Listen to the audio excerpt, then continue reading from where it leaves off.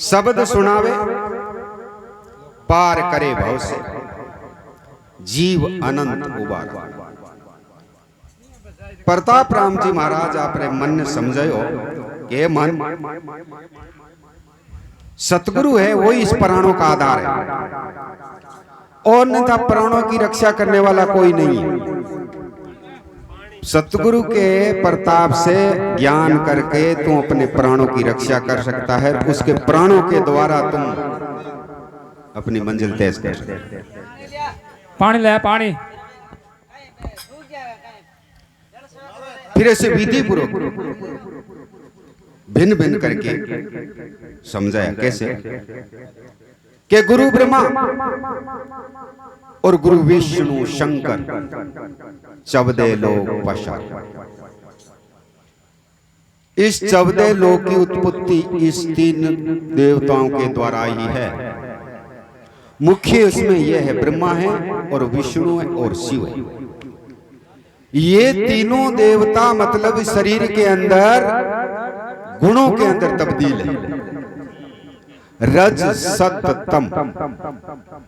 अगर उसको जानना चाहता है तो ये क्रिया कर और उसका ज्ञान कर।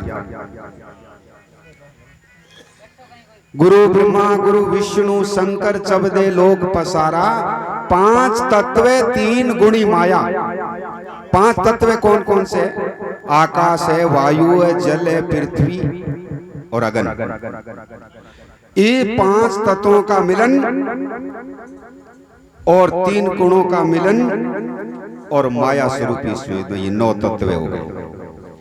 इस नौ तत्व के अंदर अगर एक ही तत्व अगर विचलित है, इस नौ के अंदर एक भी तत्व अगर विचलित है ही नहीं संसार। गड़ी पल्ले के है, क्षत्रिय वंश होते वो जला देते हैं, हिंदू धर्म में कुछ गाड़ देते हैं, कोई जल में छोड़ देते हैं।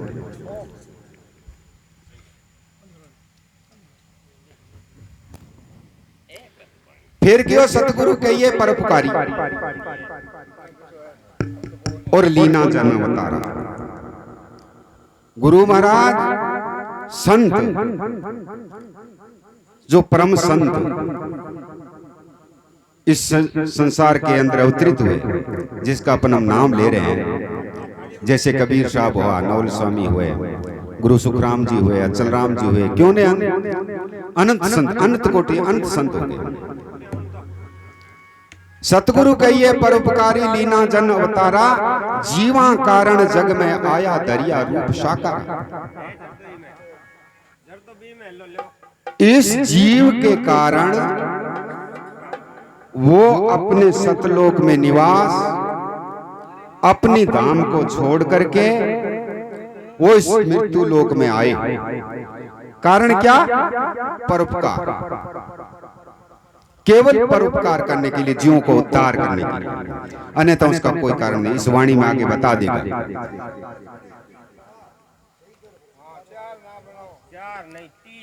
अखे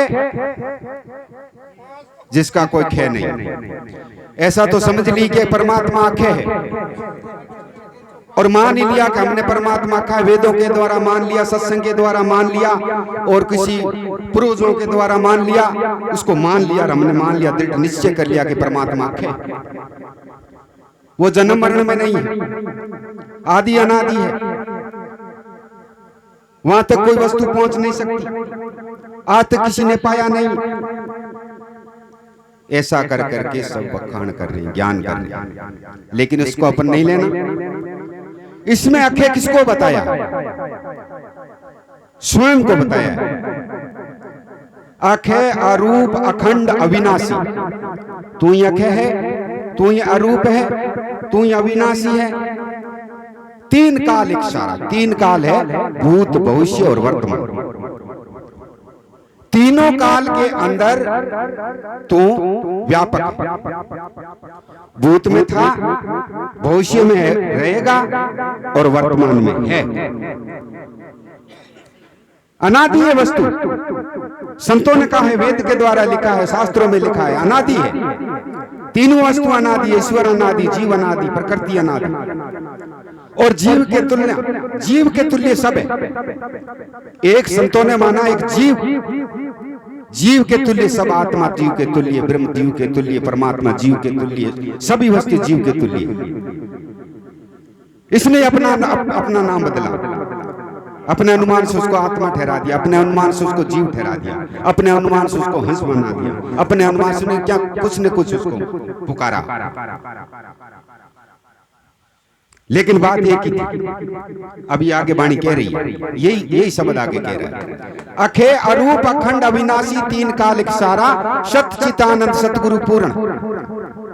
ये तीन विश्लेषण है परमात्मा के, कहो चाहे जीव के कहो चाहे ब्रह्म के कहो, ये तीनों विश्लेषण है, सत्य और चित्त और आनंद।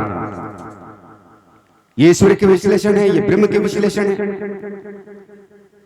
सत्य चित्त आनंद सतगुरु पूर्ण, वही पूर्ण है। जल कमल निर्धारा संसार में है, लेकिन संसार से वो दूर है। कैसे है? संसार से वो अलग है। कैसे? जल कमल के अंदर, अगर कमल कीचड़ के अंदर है, जल के अंदर है, लेकिन इस जल से कोई संबंध नहीं। जिन सतगुरु का महरम जाना नभ किया विचारा, सदा आनंद द्वैत नहीं दर से वो पर से प्रीतम प्यारा। केता राम गुरु ब्रह्म सनातन मिलिया मोहि दातारा, के प्रताप रमज कोई समझे, इस रमज को कोई जो समझ गया वो बहुत से पार माना जाएगा।